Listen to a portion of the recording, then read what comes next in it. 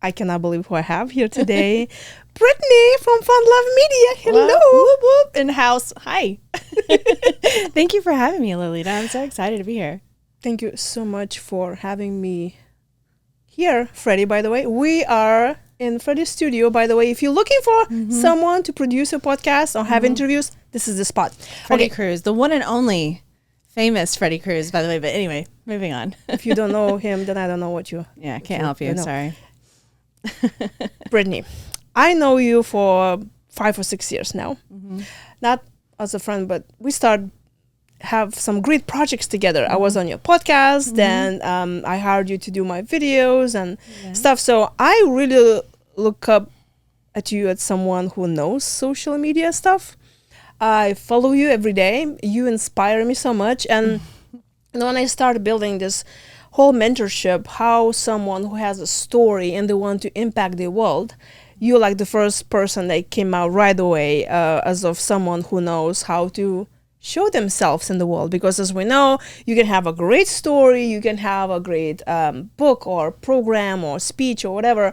You can be shouting in the woods and nobody will hear you because, well, you don't know how to bring yourself up. And internet, yes, I just discovered now we have internet. That's where really we all are. So you need to show yourself. And going to the networking event when it used to be really a 20th century thing, I think, when you go and say, hey, hello, this is me, I have a book and hire me, it really doesn't really work anymore, I think, because naturally you just maybe meet, 20, 50 people in the room. But when you are on social media, you reach thousands of and hopefully millions of people all around the world. Yes. And that's what I want to talk about. What can we do, what we should not do. And I'm just going to get right into, so let's say that someone has a story to tell. And I usually say you need to start showing yourself in your story and how you can impact someone early on, before you even start writing the book, before you even start looking for clients. Because anybody who wants to hire you, they will go to your social media, they will Google you up, and they're going to see, are you present? I say it's not the time to write a book when somebody is looking to read it. The same like it's the time for you to be hired. You already need to have a very strong foundation for already showing that you have a story. Yeah. So the question is, when someone needs to start putting out the social media message out there to be seen? Yesterday, the day before, last year, or 2 years ago. First of all, thank you for being so kind to me. I love you. I appreciate you.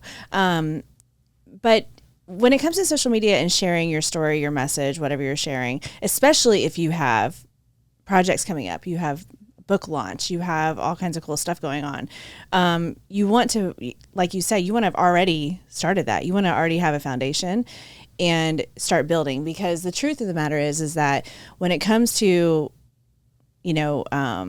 growth in general, any kind of growth, organic social media growth, you need time. You really need time. I know that's not what people want to hear, but it's like very much like a fitness journey, right? We all know what we need to do for the fitness journey. Once you get to a certain point in life, we need to move our bodies. We need to eat nutritious things, right?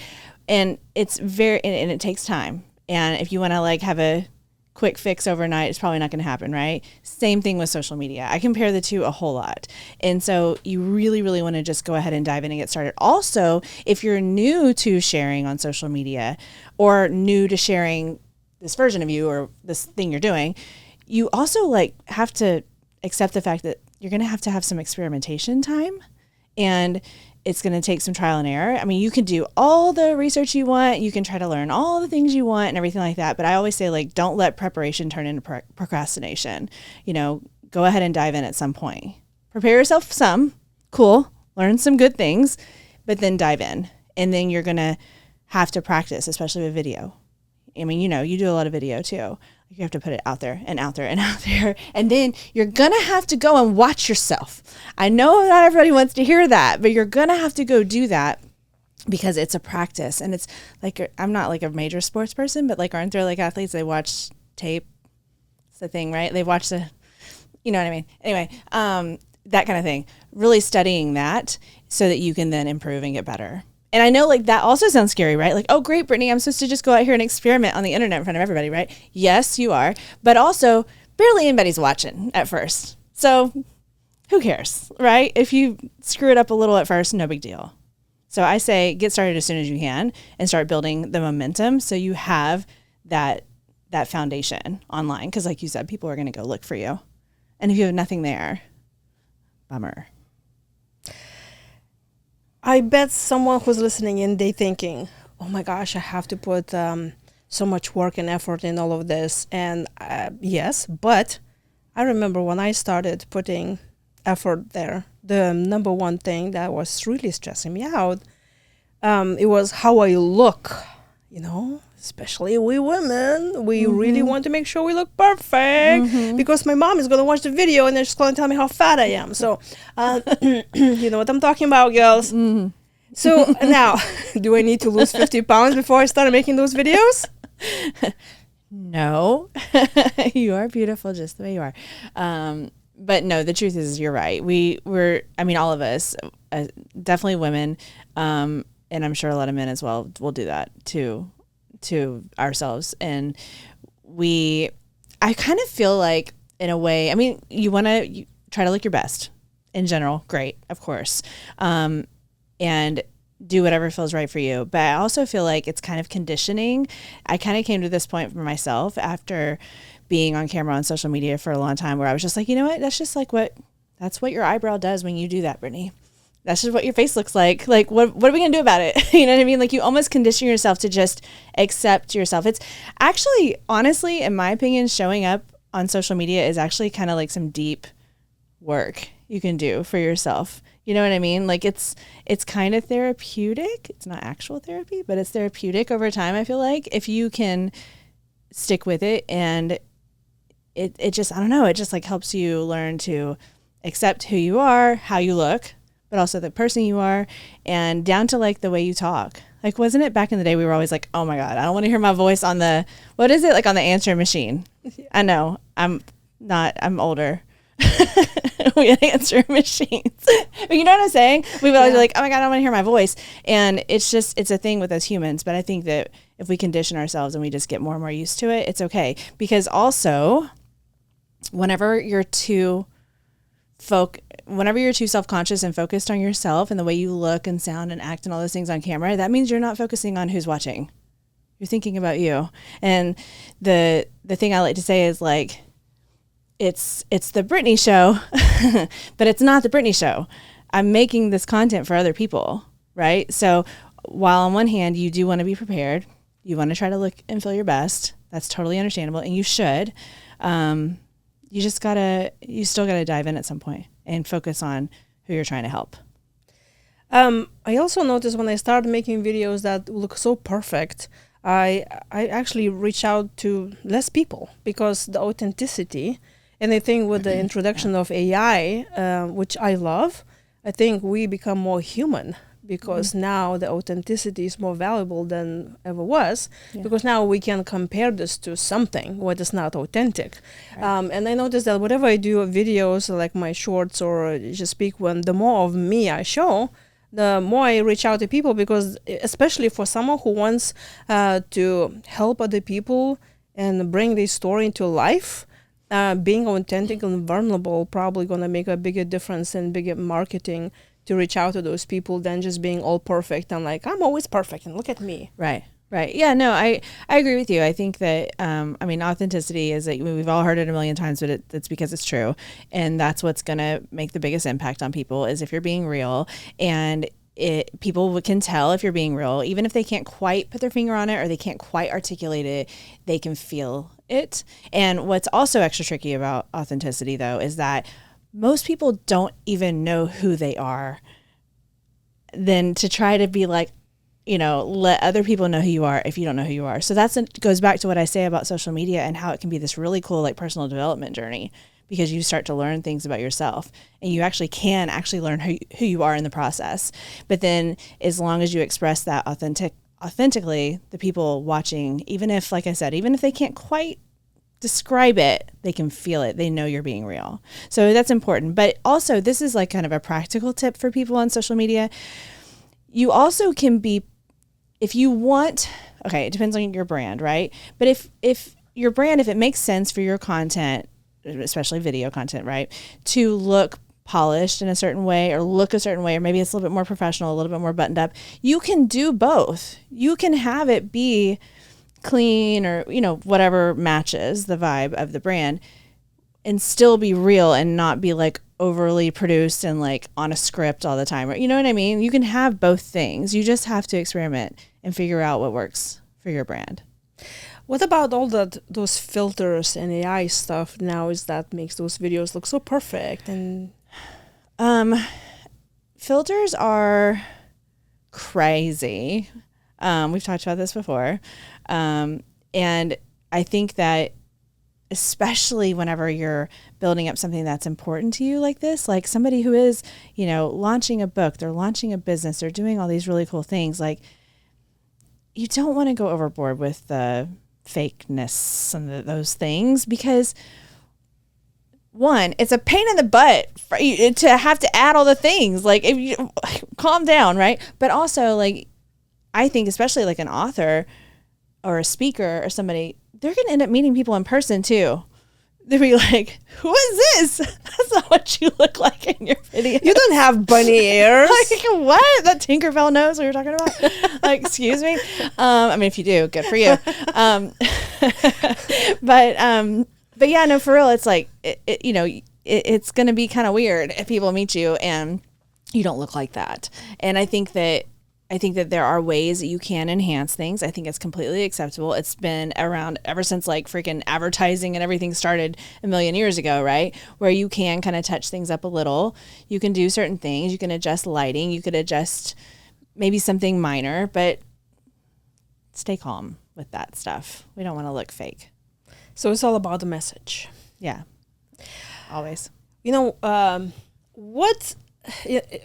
was my question when I started putting all the videos and stuff. When I heard so many different advice of how often do you need to put it and what you need to put it, how long you need. You're smiling. I already know what I'm asking. So, what's the happy medium? I don't know if anybody's gonna like my answer, because I'm gonna tell you the truth from my experience, which is true. It's fact. That's what we hear. Just FYI, it's all fact. Is okay. How long things need to be, how often you need to post, those kinds of details is what you're talking about. It all depends on the goal. Okay. So, because different things do different things. So, for example, if you are in a mode where you're trying to build your social media following, views, engagement, you really are trying to build things up. You have a plan, like you're launching your book in 8 months, and you want to make sure you sell this many and you need this big of an audience. Like, you really have a good plan, right? And you truly can benefit from those numbers. Then you need growth, right? And you approach it from a growth angle. And that means the videos right now, as we're currently talking, the videos are shorter. And they're, you're doing certain things to make sure you're grabbing attention in those first 2 seconds of the video, because that's pretty much how long you have to grab someone's attention, unfortunately, because we scroll in. We're all doing it. And you're going to come at it with that approach, because your goal in this case is to grow, is to reach more people. And if that's the goal, you've got to do the things that are required to accomplish the goal. You also need to post more often. I mean, people that didn't cheat and didn't buy followers, by the way. People that did it the right way, the good old-fashioned way, that have a big following and good engagement and big video views and all that big stuff, they're most likely posting every single day for at least a certain period of time. It can decrease, right? Like, say somebody gets to like 1 million Instagram followers. Well, you can probably calm down. You don't have to post 7 days a week at that point. You see what I'm saying, though? You have to build momentum. But if someone's goals are not to have big numbers on social media, but they want to just have that presence, because like you were saying earlier, people are going to go search for you. You need to have something there that's nice, that represents you. Then you can scale it way down, because you're not trying to reach huge numbers. So it completely depends And then on the making goal. sure that time is spent bringing value instead of like here I'm in the store and buying some Doritos. Yeah, bring value. I mean, I guess buying Doritos in the store could bring someone some value. It depends on the brand. Honestly, really, it does depend on what you're trying to do. But yeah, you always want to bring value, but there's all kinds of ways to bring value. So if you're in growth mode and you need to be thinking that way, then you still want to bring value, right? You want to get their attention, you want to get those numbers, but you can still support it with substance. So maybe the first 2 seconds are got to get their attention and stop the scroll. But the remaining like 8, I know that's not that many, you got to have some sort of like meat in there, the substance that you're talking about, the messaging. Messaging always matters no matter what, though. True, because at some point entertaining becomes boring if you're not really that entertaining. True. You know. So what would you recommend if someone wants to start business and promote that new identity that they have? How many social media apps do I need to be on? You need to be on more than one. I will never tell you to only be on one, because most likely this individual is doing a lot of this stuff themselves, right? Especially at first. You're filming your own videos, you're thinking of your own ideas, you're doing this, right? You're putting forth effort. Like if you really do a good job, even if it's not super fancy, you're still taking time and effort and energy into this, then why did you create all that to put it one place?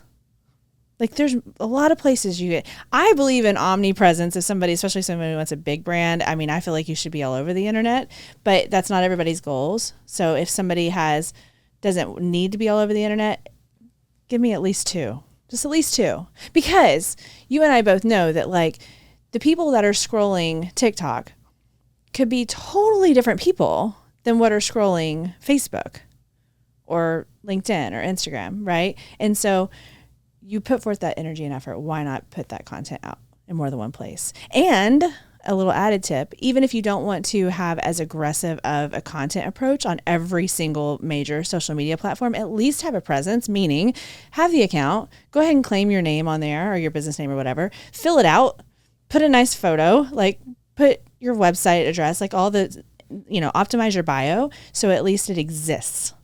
And then you choose where you want to really funnel like the majority of your content, at least 2.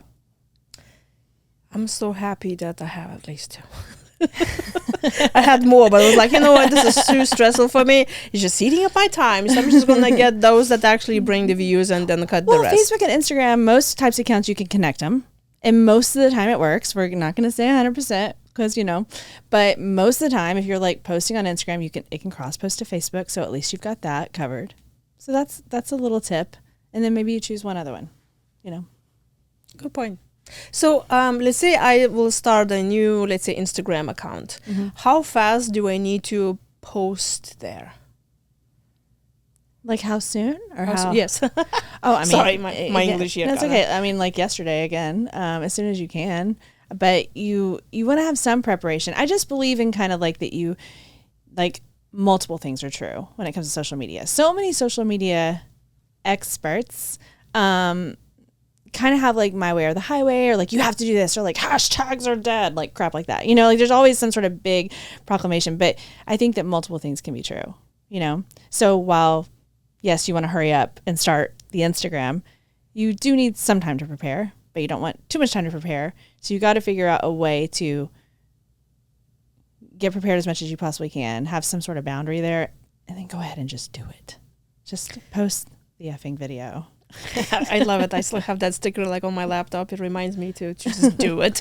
I really like what we talked about today. And I appreciate so much of your time here.